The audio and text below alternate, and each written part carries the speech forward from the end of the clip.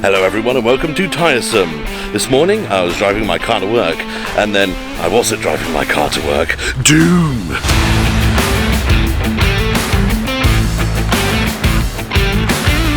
So what happened was I was just driving it normally, wasn't doing anything spectacular, and then the clutch literally just went.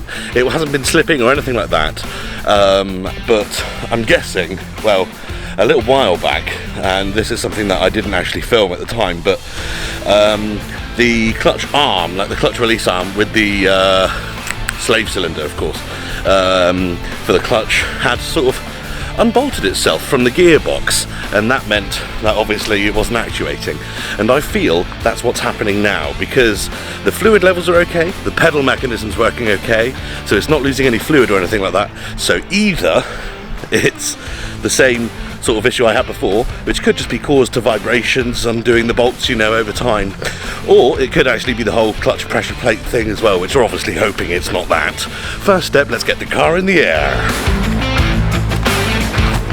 Let's investigate, shall we? Just using my phone for video here, but as you can see, this is the slave cylinder here, and this is the plate that sort of attaches it to the gearbox. And it's loose! This is actually good news, because that means all I need to do is next time put the bolts back in with a bit of thread lock, and we're good to go, hopefully. Actually just had to jack it up the other side there because I forgot that even though the master cylinder is at the top left with the pedal, which is also on the left side of the, or where we're looking at the left side of the car, the slave is on the other side on the gearbox. So there you go, little tip, don't waste your time jacking up the wrong side first on the scimitar, go for the other side. But anyway, back to phone cam so I can get a better view for you. So there we are, look, there's the hose coming down from the master. That sort of braided one at the back there. There you go, give it a wiggle. That didn't make any sense. This one, obviously, that's the slave, and it's just pushed off the clutch there. It looks like it's actually the one at the back that's given up here. So I can actually just pull that out, and you can see it's a little stubby thing.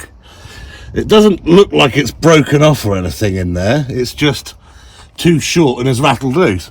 And you can see, kinda, the other one, see if I can focus on that. The other one, yeah, back there, that silver one, is actually loose as well.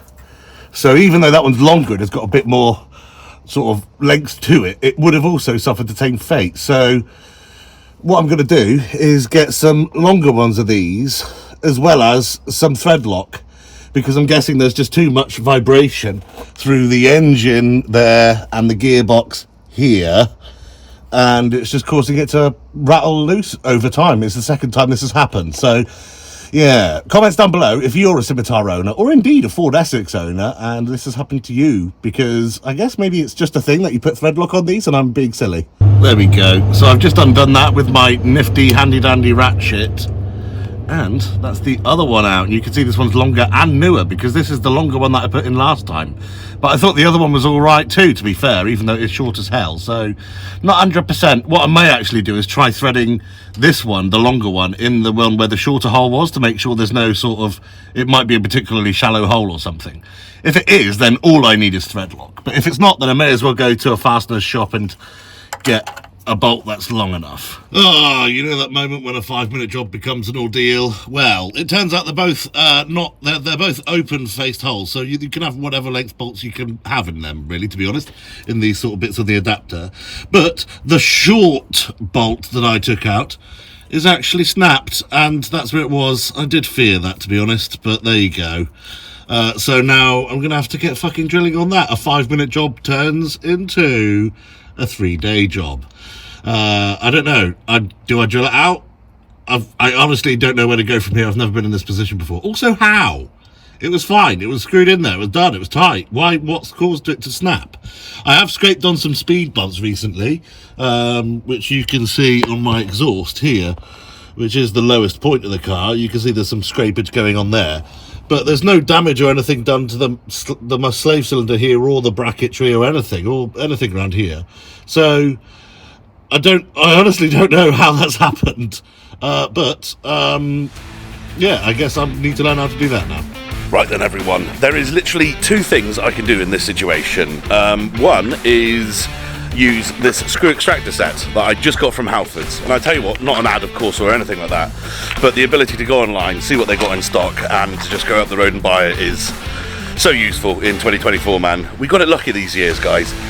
Anyway, apart from that, if this stud extractor set doesn't work, then what I can do, because it is an open face hole and it is on a flat surface, sort of that panel at the back, is I could just drill the whole stud out, put a bolt in it and just put a nut on the end of it, you know, with maybe a washer or something. So yeah, I mean, it's actually sort of an ideal of a worst case scenario, I think. Let's have a look at this extractor set. So here it is, the set. This is from a company called Laser, so they're quite a commonly known brand. There was other cheaper ones as well, but I thought I'd go with a branded one anyway, just for a bit of peace of mind, or at least, you know, if this is going to work at all, then I wanted to get one that was hopefully reputable. But as you can see, they're like sort of big drill bits, if you like, or like screwy boys, but they're made out of a metal that's supposed to be sort of tougher than the most common fixings, at least. And the idea is that you drill a pilot hole in the back of the bolt, or the stud that we've got in this case, and then screw this in, which will then hopefully embed itself within the stud and hopefully then start turning the stud out. Luckily, because where we have it on that open face hole bit, it doesn't really matter if we start turning it in and it comes out whichever way, because I think sometimes you're supposed to reverse thread them so you actually wind it back out again, but in this case it doesn't really matter, as long as it goes and comes out of the hole. It really doesn't matter which side it comes out of. So let's give these a go. There is the broken one. There is another good one, should I need to reuse the threads again now that I've got one. And there's a longer one, should I need to put a nut on the end instead of use the threads that are included. Let's have a look and see which one that's going to be. And cut to me having absolutely fucking ruined it.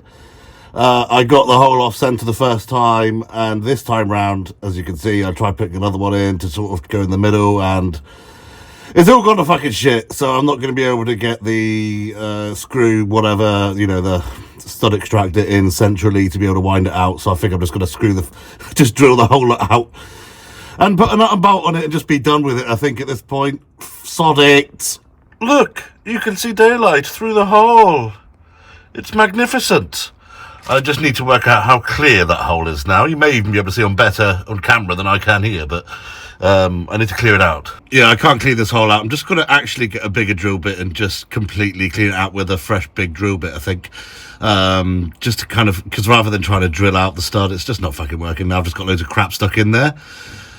So that's good. Another thing is, I did try the screwy boys, you know, the stud removers in there to see sort of how it would behave, or if any could get any crap out. And they actually really grip really nicely and sort of screw into, you know, the debris in there really, really well. Like, I reckon if I had not screwed up the fucking pilot hole, they would have probably just removed the stud. But that's what learning cars is about. Yeah, I just used this with a 7mm drill bit on the end to sort of clean it through, and then used a pick on all the rest of the stuff in there just to dish it out, you know, pull it all out of that hole. And now what I'm going to do is thread the bolt in and out a couple of times just to make sure it is all clean and trusting. So we now have a hole. Look at that. And this is the known good bolt that came off the other side. It even threads in. There you go, look. So that's great news. That means we'll be able to reuse the hardware and everything. Not reuse it, but just use this rather than a nut on the end, which is good because this is somewhat bent here. Don't know how well that's coming through on camera, but it means that it will be nice and factory, shall we say. Oh, let's get a bolt on it. And, more importantly, I bought some lipstick. No, it's not actually lipstick. It's actually thread locker. But it does look sort of, yeah, whatever. But I'm going to be putting this on both bolts that go in there. But I'm just going to clean them up with a bit of brake clean first. Look at it. My little slavey boy is back in again. Oh, that's lovely. And it's quite solid in there, actually. It's quite nice. And, of course, I put some thread lock on it too. So, hopefully, that'll stop this ever happening again. You hearing me, Slave Cylinder? Ever! Now that we're all done, we can get the old car down again, shall we? My tyre's gone flat, so I'm going to have to pump it up. We do this and start the car and see if it works. Look how high the front is. I promise you there's obviously nothing under the car. It's just because it's not sat down yet. Look. Look how high it is. It's ridiculous. Looks like it's got some sort of height level adjustment suspension thing, like Jay's Range Rover.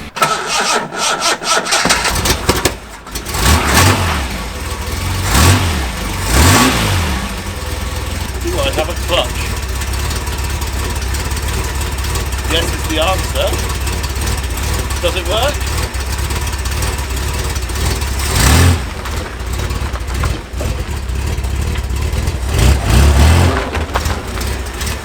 Of course it does!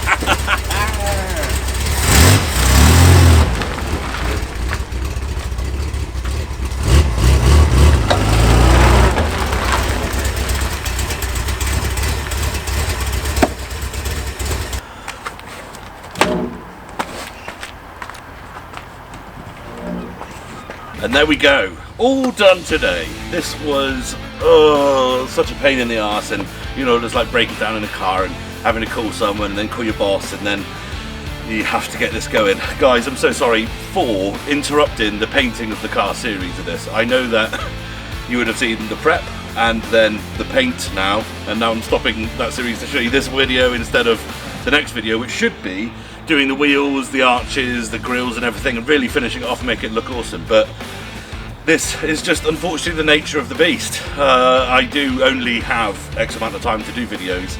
This is the car I do drive every day, and I mean, as you can see, I haven't done it yet. And the thing is, it wouldn't make sense if I showed you this video first or after or anything. This is literally just where it has to go. But next week you will see that, hopefully, as long as nothing else breaks. Fingers crossed. Thanks for watching, everyone. See you next time.